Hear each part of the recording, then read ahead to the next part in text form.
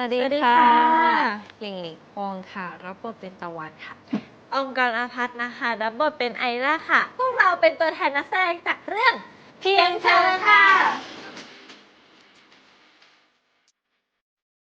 เพียงเธอเป็นเรื่องราวเกี่ยวกับอะไรเหรอคะเพียงเธอนะคะเป็นเรื่องราวเกี่ยวกับบอดี้การ์ดสาวแล้วก็ไอดอลสาวนะคะที่ตอนเด็กๆเนี่ยเคยรู้จักกันตกหลุมรักกันใช่ แต่ด้วยเหตุการณ์บางอย่างทำให้เราแยกจากกันจนกระทั่งเราได้กลับมาเจอกัน ด้วยหน้าที่ของบริการมันก็จะมีกฎเกณฑ์ที่เราต้องรักษาไว้ ส่วนเขาก็คือคนที่ตกอยู่ในอันตรายที่เราต้องปกป้องด้วยแบบชีวิตของเราใช่ตัวละครทั้งสองเป็นยังไงคะเริ่มจากน้องไอร่าก่อน ไล่ก่อนก็ได้ แล้ว ค่ะ ก็น้องไอร่าเขาจะเป็นคนที่ค่อนข้างเอาแต่ใจตัวเองค่อนข้างอินดิเพนเดนต์เพราะว่าด้วยความที่เขาโตมากับคุณพ่อที่ให้ความรักเขาเต็มที่อะไรอย่างเงี้ยเพราะฉะนั้นชีวิตเขาจะไม่ขาดอะไรเลยในการที่จะมาเป็นตัวไอร่าเนี่ยออมต้องแบบเสริมสร้างความมั่นใจให้ตัวออมเองในการที่จะแบบเล่นน้องไอร่าออกมาให้แบบดูมีความมั่นใจขนาดนั้นอะไรอย่างเงี้ยซึ่งในความเป็นจริงอะออมไม่เป็นคนมั่นใจเราอาจจะต้องพกความมั่นใจจากบ้านไปเยอะๆอะไรอย่างเงี้ยแล้วก็ไปฝึกเต้นฝึกร้องเล็กน้อยค่ะของพี่ตะวันเป็นยังไงบ้างคะ ก็บอกว่าไอร่าทำได้ดีนะ ส่วนตะวันก็คือเป็นตัวละครที่รักความถูกต้องถึงแม้ว่าเขาจะอยู่ในสิ่งแวดล้อมที่แบบไม่ได้สนับสนุนเขาขนาดนั้น แต่ว่าเขาดีด้วยตัวของเขาเองอะมีความคิดเป็นของตัวเอง ชอบช่วยเหลือคนอื่นแล้วก็ใจดีกับคนรอบข้าง จนกระทั่งเจอผู้หญิงคนหนึ่งที่ทำให้เขารู้สึกว่าการปกป้องคนอ่ะเป็นสิ่งที่เขาแบบอยากทำส่วนการเตรียมตัวเกี่ยวกับตะวันหลิงต้องไปเรียนแอคชั่นเพราะว่าด้วยความเป็นบริการมันจะต้องแข็งแรงมาก ก็จะมีแบบต้องคิด work out มีไปเรียนยิงปืนต่อสู้ด้วยมือเปล่าอะไรต่างๆ เหตุผลที่ทุกคนห้ามพลาดซีรีส์เพียงเธอนะคะเรื่องนี้เนี่ยมันเป็นซีรีส์ที่เป็นแนวใหม่ของเซฟิกเลย มันเป็นเหมือนการที่พวกเราสองคนออกมานอกคอมฟอร์ทโซนด้วยอะไรอย่างเงี้ย พอเราทำผลงานออกมาเราก็เลยอยากให้มันออกมาดีที่สุด เพื่อคนดูจะได้เอนจอยกับมันมากที่สุด เพราะฉะนั้นหวังว่าทุกคนจะชอบนะคะ ส่วนในด้านของโปรดักชันจริงๆ ต้องบอกว่าเราคุ้นเคยกับทีม ไม่ว่าจะเป็นพี่นายพ่วงกับทีมตะกล้อง ทีมไฟ แม่ช่างแต่งหน้า สไตลิสต์ทุกคนก็คือสนิทกัน เพราะฉะนั้นแบบเราทำงานแบบไว้ใจกัน 100%พี่นายเป็นคนที่ทำงานดีเทลเยอะมาก ถ้าอะไรที่ไม่ได้พี่นายก็จะไม่ปล่อยผ่าน เพราะฉะนั้นเรามั่นใจว่าซีรีส์เพียงเธอเป็นอีกผลงานหนึ่งของพี่นายที่น่าจับตามองมันมีรายละเอียดดีเทลเยอะมากที่อยู่ในตัวละคร แต่ละคนก็คือทุ่มเทพยายามฝึกฝนเพื่อตัวละครก็ขอฝากเพียงเธอด้วยนะคะ ขอฝากเพียงเธอด้วยนะคะ ทุกคนทุ่มแรงกายแรงใจสุดๆเมา เมา ห้า ห้าเรื่ เรื่อ อง ง ลับจากกองซีรีส์เพียงเธอ เรื่องที่หนึ่งพี่หลิงต้องเป็นคนเล่าหมดเลยเนี่ย ทำไมอ่ะ เรื่องที่จะมีพี่หลิงก็เป็นคนหันไปเจอ คือมันจะมีซีนหนึ่งซึ่งเป็นซีนอารมณ์ตัวตะวันโกรธมากๆ ตัวสมิธเองอ่ะคือจะมาห้ามหลีกเพื่อที่จะไม่ให้ไปทำไม่ดี เสร็จปุ๊บกำลังจะโมโหมากแล้วคือมันมีแอคชั่นนิดหน่อยๆ กับสมิธนะคะ พอแบบหันไป พี่ชมิก็ต้องหันไปปุ๊บแล้วเขาก็อ่ะ คือมัน คลิป จะ โล มี ก action ก็ ที่ คือ แบบ ให้หยุดไว้ก่อนแล้วเขาจะมาหยดเลือด แล้วพอสมิธหันขึ้นมา1 2 3 สมิธเลือดไหลออกแบบปรึ๊ด เหมือนแต่งหน้าฮาโลวีนอ่ะ จริงๆ มันไม่ควรไหลขนาดนั้น เพราะมันแค่ต่อยมันควรช้ำแบบเลือดซึมนิดๆ แต่นางก็คือแบบอาจจะด้วยไม่รู้ตัวนางก็ทำแบบซีเรียสอะเข้าใจไหมคือสถานการณ์มันซีเรียสมากลิงก็แบบไอ้ดีวะ คือการพูดบทอะมันพูดด้วยความรู้สึกอะลิงก็เลยพูดไปว่าไปโรงพยาบาลก่อนไหมไปโรงพยาบาลก่อนไหม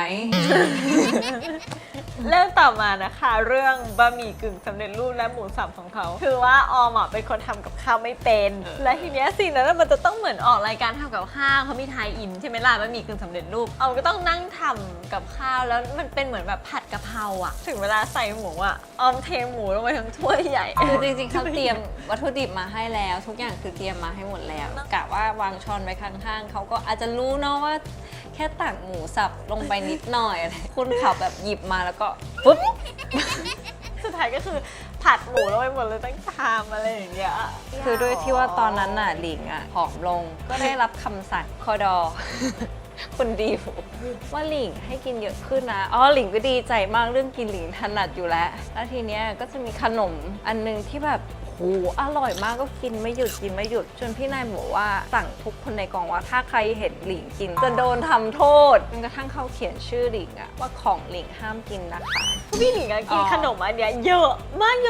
ริงๆแล้วทั้งห่อใหญ่ๆห่อใหญ่ทั้งตัวเนี่ยสิ่งที่เกือบจะเอาวิญญาณของออมไปคือ อะไรคะ คือออมกลัวมากคือน้องออมอ่ะเป็นคนที่ไม่ชอบเล่นเครื่องเล่นอะไรที่มันน่ากลัวเลยแล้วสิ่งนั้นอ่ะหนูก็เลยคิดว่าเขาจะติดกล้องไว้หน้า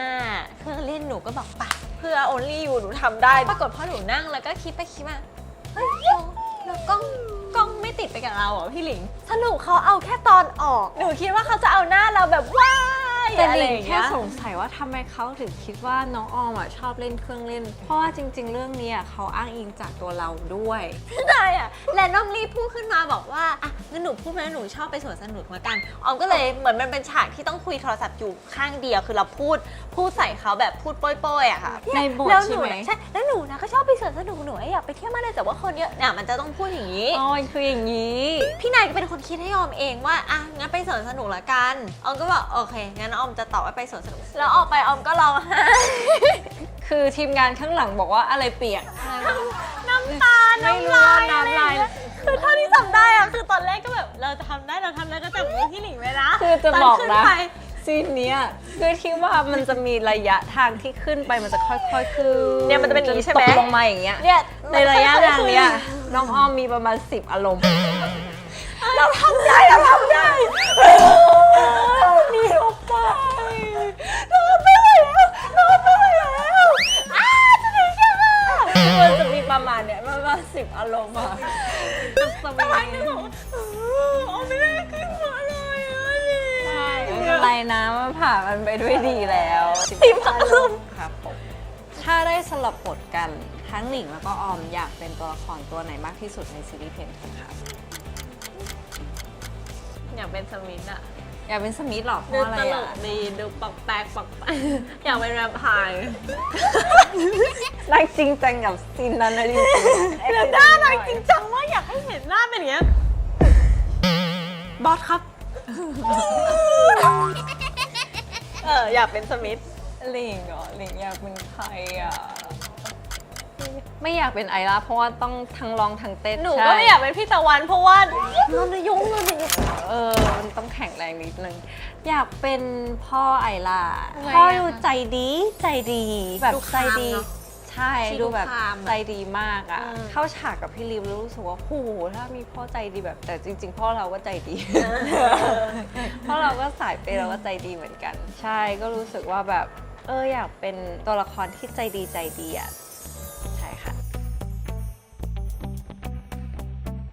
ขอฝากซีรีส์เพียงเธอผลงานของพวกเราด้วยนะคะ เป็นซีรีส์ที่เราตั้งใจทำออกมามากๆเลยค่ะ ใช่แล้วค่ะ สามารถดูเพียงเธอได้แล้ววันนี้ที่ Netflix